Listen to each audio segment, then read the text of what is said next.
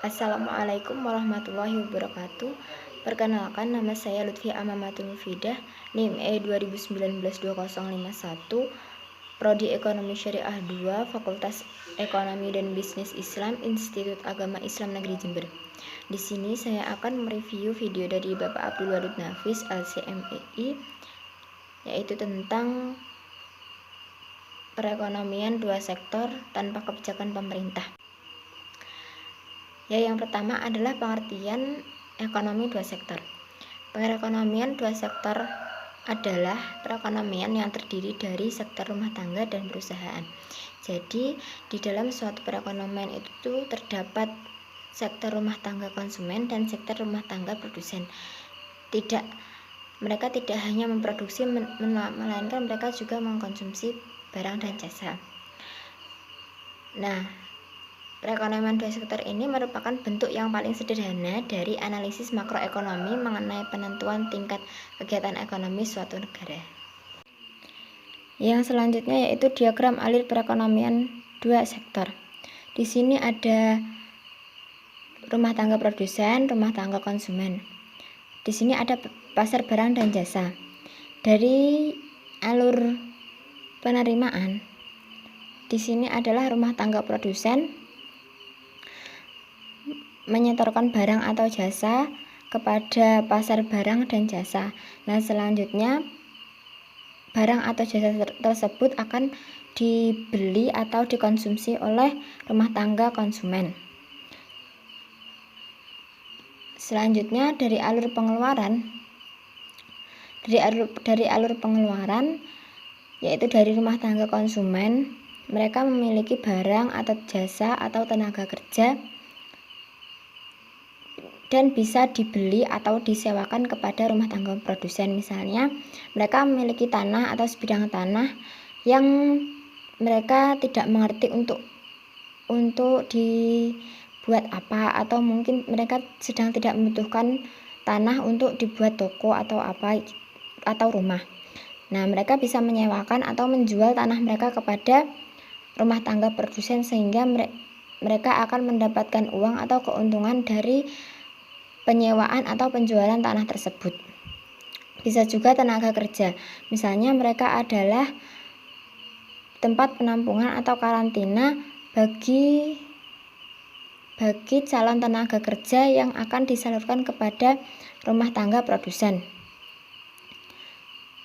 Di sini ada upah, sewa, bunga, dan profit. Ya, itu tadi adalah faktor-faktor produksi dari rumah tangga produsen. Selanjutnya adalah aliran pendapatan dalam perekonomian dua sektor. Yang pertama, sektor perusahaan menggunakan faktor-faktor produksi yang dimiliki rumah tangga.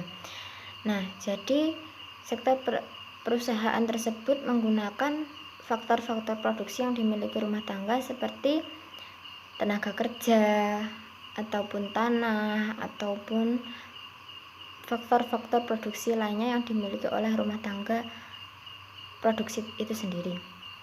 Yang kedua adalah sebagian besar pendapatan yang diterima rumah tangga akan digunakan untuk konsumsi, yaitu membeli barang dan jasa yang dihasilkan oleh sektor perusahaan.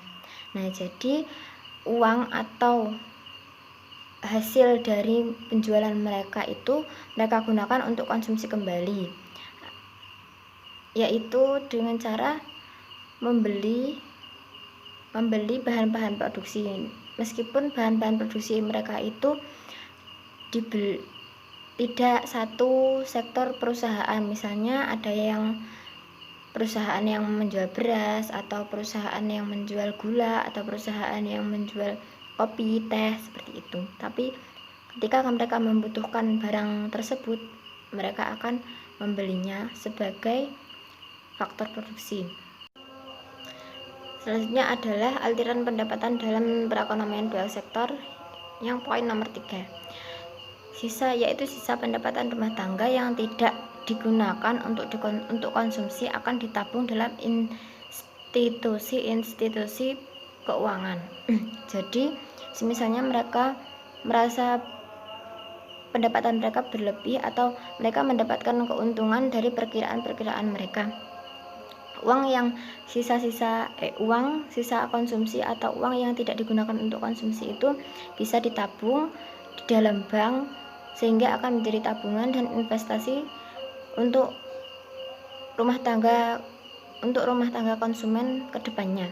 Selanjutnya adalah aliran pendapatan dalam sektor perekonomian dua sektor. Yang poin nomor 4, yaitu pengusaha yang ingin melakukan investasi akan meminjam tabungan rumah tangga yang dikumpulkan oleh institusi keuangan.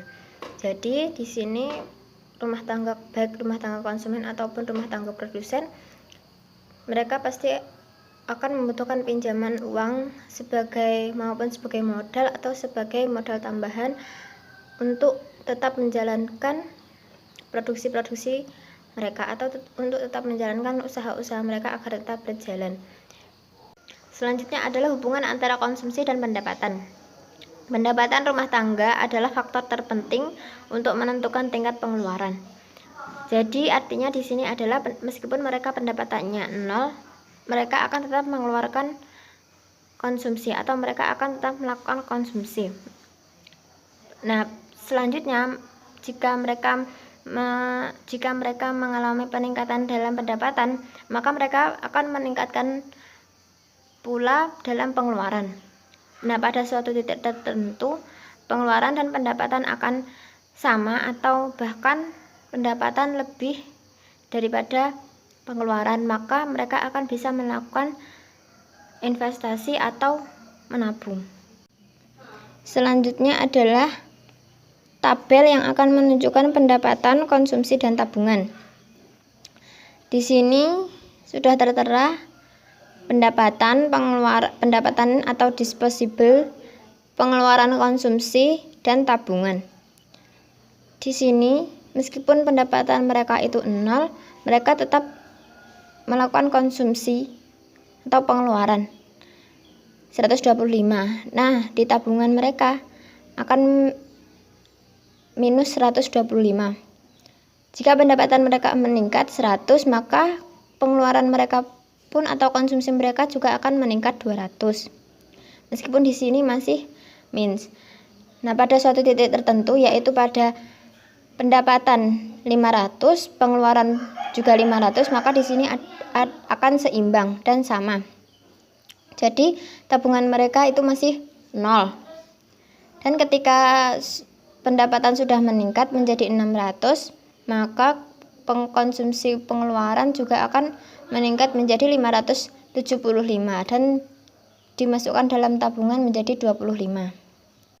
Nah, selanjutnya adalah keterangan dari tabel yang sudah kita bahas tadi. Yang pertama adalah pada pendapatan yang rendah, rumah tangga mengambil tabungan. Ini berarti rumah tangga harus menggunakan harta atau tabungan masa lalu untuk membiayai konsumsi. Kenaikan pendapatan menaikkan pengeluaran konsumsi. Sisa pertambahan pendapatan ditabung. Jadi, ketika pendapatan itu naik, maka mereka akan menaikkan konsumsi dan sisa pertambahan pendapatan itu akan ditabung. Pada pendapatan yang tinggi, rumah tangga akan melakukan menabung atau investasi. Yang selanjutnya adalah fungsi tabungan. Fungsi tabungan yaitu suatu fungsi yang menunjukkan sifat hubungan antara tingkat tabungan rumah tangga dan perekonomian dengan pendapatan nasional atau pendapatan disposable. Fungsi tabungan atau rumus fungsi tabungan adalah S sama dengan min A ditambah buka kurung 1 min B tutup kurung. Selanjutnya adalah investasi dan fungsi investasi. 1. Pengertian investasi. Investasi seringkali dikenal dengan nama penanaman modal. Investasi merupakan komponen kedua yang menentukan pengeluaran agregat. Investasi merupakan pengeluaran atau perbelanjaan penanam modal atau perusahaan untuk membeli barang modal dan perlengkapan produksi untuk menambah kemampuan produksi barang dan jasa. Investasi meliputi pengeluaran untuk yang pertama, pembelian barang modal, yaitu mesin-mesin dan peralatan produksi lain untuk mendirikan berbagai jenis industri dari perusahaan. Yang kedua, penggantian barang-barang modal yang telah didepresiasikan. Yang ketiga, pengeluaran untuk bangunan kantor, pabrik, dan lain-lain. Yang keempat, penambahan nilai stok barang-barang yang belum terjual. Jumlah investasi tersebut disebut investasi bruto, sedangkan investasi neto didapat dari investasi bruto dikurangi depresiasi. Selanjutnya adalah faktor penentu investasi. Yang pertama, tingkat keuntungan yang diramalkan akan diperoleh. Yang kedua, suku bunga. Dan yang ketiga adalah ramalan mengenai keadaan ekonomi di masa depan. Yang keempat, kemajuan teknologi. Yang kelima, tingkat pendapatan nasional dan perubahannya. Dan yang keenam, keuntungan yang diperoleh perusahaan-perusahaan. Selanjutnya adalah contoh angka keseimbangan pendapatan nasional dalam triliun atau triliun rupiah. Di sini ada pendapatan nasional, konsumsi, tabungan, investasi, pengeluaran agregat, dan keadaan perekonomian. Di sini bisa kita lihat bahwa meskipun pendapatan nasional dalam triliun itu 0, mereka telah tetap melakukan konsumsi. Dan sehingga tabungan mereka yang diambil dari tabungan lama itu menjadi minus 90 dan investasinya adalah 120. Jadi pengeluaran agregatnya itu 210. Pengeluaran agregat ini didapat dari 90 ditambah 90 ditambah 120. Jadi hasilnya 210. Nah, keadaan perekonomian dalam keseimbangan pendapatan nasional adalah ekspansi. Nah, jika pendapatan nasional 840, konsumsinya 720 dan tabungannya 120, maka investasinya 120. Jadi pengeluaran agregatnya itu 840. Jadi seimbang dengan pendapatan nasional. Baik, cukup sekian dari review materi dari saya. Kurang dan lebihnya mohon dimaafkan. Semoga bermanfaat. Wassalamualaikum warahmatullahi wabarakatuh.